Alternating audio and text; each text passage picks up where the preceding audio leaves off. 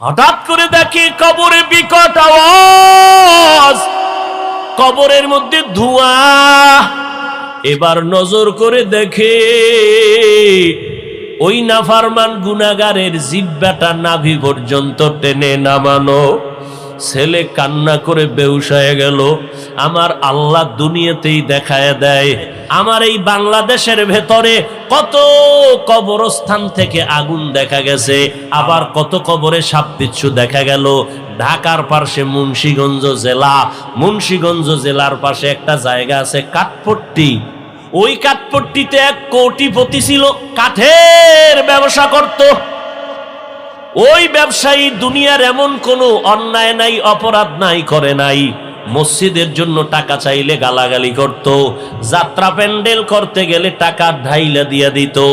ইন্তেকালের পর তার বড় সন্তান যখন কবর খনন করে জানাজা পড়ায় দাফনে গেল, কবরের মধ্যে নামলো বড় সন্তান, বাবার পার্শ্বে নাইমা মাথার কিনারায় নেমে মাথার কাফনের মুষ্টি খুলিয়া এবার দাফন করে চলে গেল অফিসে। কান্না জড়িত কণ্ঠে বসে আছে চুপচাপ। হঠাৎ করে তার পকেটে ছিল টাকার বড় একটা বান্ডিল, খরচাদি দিবে কর্মচারীদেরকে। হঠাৎ তাকায় দেখে পকেটের মধ্যে টাকা দেখা যায় না। কোথায় গেল টাকা? সন্দেহ 100। আমি যে কবরে নামছি ওই জায়গা আমার 1000 টাকার বান্ডিল পড়ে আছে।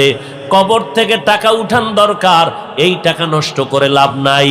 লোভ কারে কয়? কয় যে যত টাকাওয়ালা তার লোভ তত বড়, যে যত টাকাওয়ালা তার অভাব তত বড়।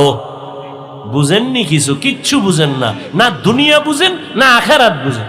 এবার লোকজন নিয়ে গেল কবর খনন করিয়া টাকাটা উড়াইতে।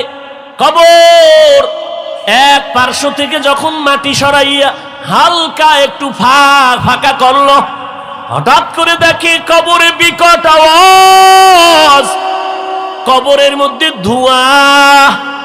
চিল্লাইয়া সবাই দৌড়ায় গেল।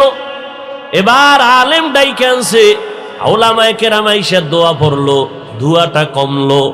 এবার নজর করে দেখে ওই নাফরমান গুনাহগারের জিহ্বাটা নাভি পর্যন্ত টেনে নামানো। ছেলে কান্না করে বেহুশ হয়ে গেল। আমার আল্লাহ দুনিয়াতেই দেখায় দেয়। 2013 সালে আমি হজে গেছি, তার আগের সাল কত? 2012 সালে আমার ওস্তাদ মাদানীনগর মাদ্রাসায় পড়ায় এখনো। হুজুর হজের থেকে আইসা 13 সালে বললেন, ও বাবা, আমাদের কাফেলায় যখন হজে গেলাম, ঢাকার জমিনের একটা বড় লোক সন্তান